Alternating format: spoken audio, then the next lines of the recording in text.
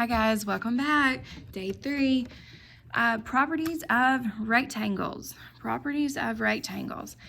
On rectangles, they have the same properties as parallelograms, okay, plus these. Two, or for sure one that you guys already know. All angles are 90 degrees. And then also, the diagonals are congruent. Okay, they have the exact same measure across. So the angles are 90 degrees and the diagonals are congruent. Probably one of the main things on this is that you're going to have to do Pythagorean theorem. So maybe you all remember Pythagorean theorem. Number 1, again, opposite sides are equal. So if this is 10, if that's 24, that one is 24. So that can answer a few questions really quick. So Q to R is 10. S to R is 24. And this is where we got to do some little thinking, little side work right here. It says S to Q. All right. S to Q is this whole length of that diagonal. Okay. Now on it, right here, we just wrote all angles are 90 degrees. What I'm probably going to do, guys, a little bit on this, 1 and 2, I may slow it down, and then I'm going to kind of speed some of them up. That's kind of the exact same type of question, so it won't keep you as long. All angles are 90 degrees. So what we have is a right triangle. Now, this is not going to be drawn to scale. Okay, and then this is what I'm looking for. This is be my S to Q. So in a right triangle, if you have two sides and you're missing a third side, Pythagorean theorem. Remember, that is our a squared plus b squared equals c squared, where c is your hypotenuse. Your hypotenuse is always across from your right angle. So I'm missing my c in this particular case. So if I plug in, I would have 10 squared plus 24 squared equals c squared. All right, y'all know on here, we always just wait to the very end and type all this in.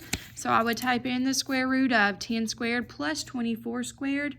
And when you press enter, that gives us 26. Okay, so this whole length would be 26. We would put that right here. Then it says PR equals. Now PR is the other diagonal, and we just wrote diagonals are congruent. Okay, so if this diagonal is 26, this other one has to be 26 also. And then Q to T. Q to T is half of that diagonal, so we would take 26 and half it. Give us 13. Again, Pythagorean theorem on these first several questions, that's where you're going to have to spend some time. Okay, number 2. Same thing. If you want to pause it and try, okay, go for it. It says A to C. Let's see what we have going on. If this is 27, this is 27. If that's 15, now guys, all of these are 15. So it looks like we don't have the AD and BC. So AC. AC is this whole length of the diagonal, so 15 plus 15 would give us 30. B to D, same thing on the other side. 15 plus 15 is 30. B to E is 15. A to B is 27. And then to find B to C, we do have to do some work. So we almost got to answer all of them. I mean, if that's a test, at least do all that you can. So we're going to do our triangle.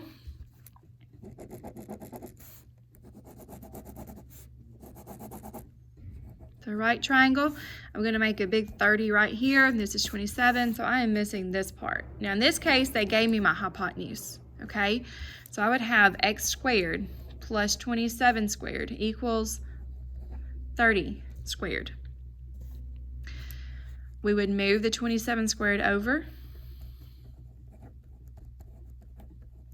and then take the square root. So we can type all that in at once. Okay, we can type it all in at once. That is going to come out to be a decimal. It is okay. Ends up being 13.1. Let's just leave it 13.1. 13.1. Right. Then on number 3, we're going to look at our angles on number 3. And 4 is the same way. Okay. Our angles on number 3.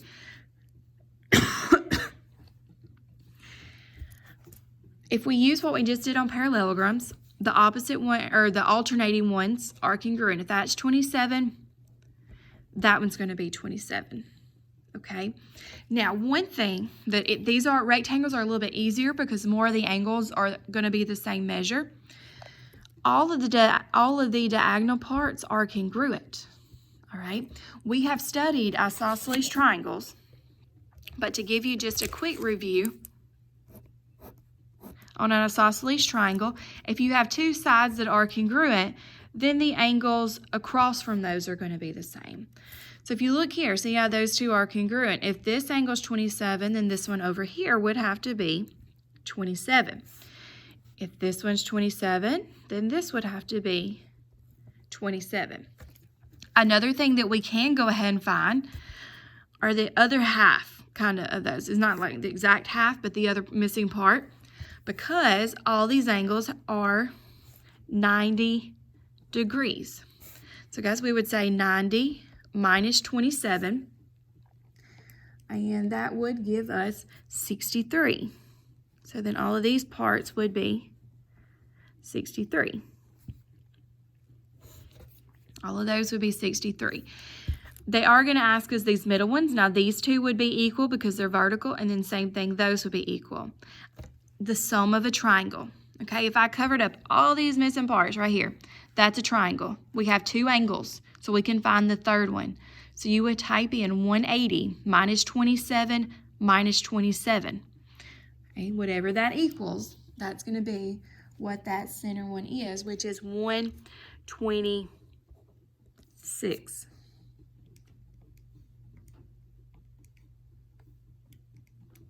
Yeah, making sure. If that's 126, this one's going to be 126. And then you would do the same thing to get you these two. 54. All right, let's look. And then we've already did all the work, okay? That was really all the work. Now, as I read these, I'm just going to see what number I wrote in, what angle measure, and recopy it, okay?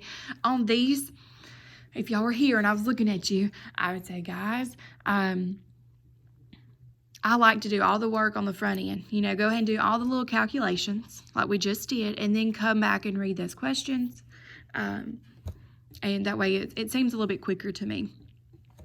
Okay, the measure of angle MJK, which is the whole thing, that's 90 degrees. MJL is this little part, so it's 63. JLK, that one is also 63. KML, that would be 27. And then MNL right here would be that 126. All right, 126. On number 4, I'm going to do just one little part, or I'm just going to fill in those angles, okay, that's missing. And then we're going to flip over and kind of work a few on the back. One that we can find is if this is 64, okay, that's 64 because they're vertical. Another thing, guys, these two make a straight line. Notice right there, that's a linear pair. So I can do 180 minus 64. And that would leave me with 116. Again, those two are the same because they're vertical. Now, I don't have any of these other than I know they're 90 in the little squares. I'm going to pull this out to show you. I'm just going to take that bottom triangle where that's 64. Okay. On a rectangle, all of the diagonals are equal. Again, they're isosceles triangles. They are isosceles triangles. If you still have your notes, pull out isosceles triangles if you need some more help. So to get these two angles, we would say 180 minus 64 okay, which is our 116. So both of these together are 116, but we would take 116 and divide that by 2. Divide it by 2 and get 58, because both of these, isosceles triangle says both of those have to be equal. If those two are 58, these two are going to be 58, all right? And then I would not do the isosceles thing again. I would say, hey, if this is 90 degrees, 90 minus 58 gives me 32. So all of these would be 32. All right. Number 5, I'm going to write in the answers, but it just combines what we just did on 1 through 4. I know they're kind of being longer than what I really wanted. So you could pause it and then go back. But everything I just covered, this is just like an extra practice problem, okay? One thing that this benefits, you can rewind, okay, as I can, if you need to go back. But those are the answers. If you don't get them copied as quick as I write them, just hit pause. That would be great. Some of these that are pretty easy, again, I'm going to fly through, and the ones, some we may not. Number 6, it says find E to F. Guys, opposite sides are congruent. So you would just set those equal to each other. All right, you should get x equal 11. And when you plug in, you would get 38. Number 7, it says R to T, which is the whole thing. Make sure you see if it's whole or half. U to S is the whole thing. So they gave us both of the whole parts. You would set those equal. 5x minus 14 equals 2x plus 10. You should get x equal 8. Okay. Now when you plug in, you would plug into that whole thing, and that whole thing ends up being, whether you look at an R to T and U to S, they both equal 26. But it asks for V to T. V to T is just half of that line. So 26 divided by 2 would be 13 for that final answer. Number 8 is going to be like number 6. You should get x equal 10. You would just set those equal. I'm going to you would want to set those equal and solve. Same thing on number 9. Well, I say this. Number 9, you don't set these whole parts equal. Let's look at it, because that's one where they do try to trick you. V to W, so there's V to W, but then I have S to U. Okay, S to U is actually the whole thing. So they're not equal. 9x minus 11 is not equal to 16x minus 12. One or two things. You either need to double the V to W, or you can half the S to U, whichever way. I ended up halving, and I usually do so my numbers get smaller, as long as these numbers divide evenly. You know, if that was an odd number, I wouldn't do that. So 9x minus 11 equals 8x minus 6. Okay. When you solve that, you get x equal 5. And plug back in, because it says find W to T.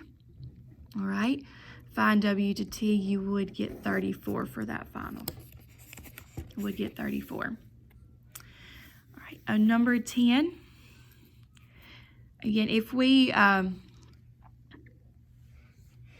let's see what they're asking. B, C, E. All right, B, C, E. Oh, sorry, my phone moved.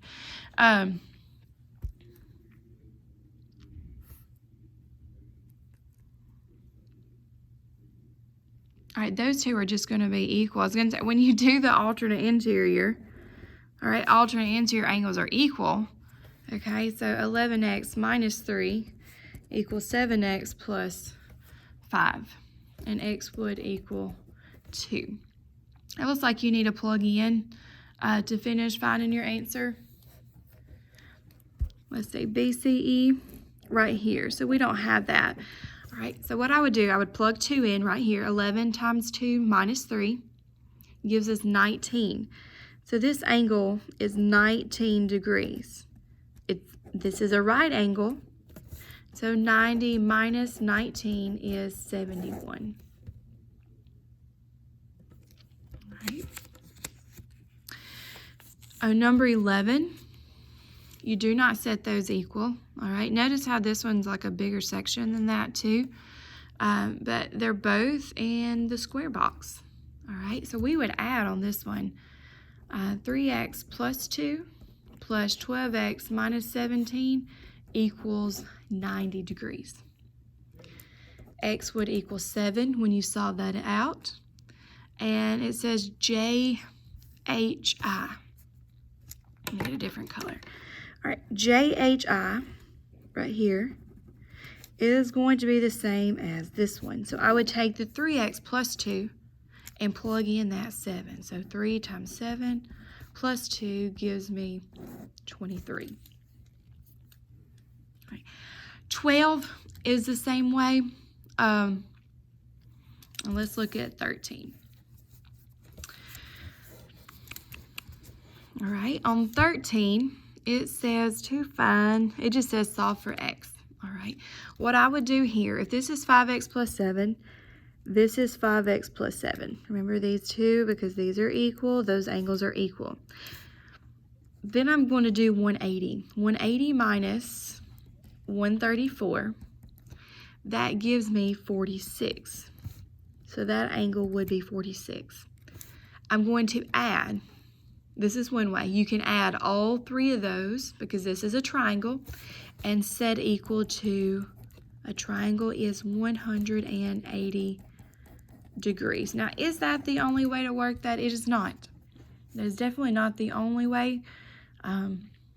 That is the quickest way to set up an equation, and x would be 12 after you solved it out. Okay, so on the rectangles, go back, look at your angles. If you need to kind of make, I'm going to do this for you really quick. That way I can get it under 20 minutes. All right, if I think the sides and the diagonal parts, those are pretty straightforward. Okay, if y'all do fine with those. It's the angle parts. It's the angles with those little numbers going everywhere. Little numbers going everywhere. So that's my rectangle with the diagonals. I'm just going to use a colored pen and shade in.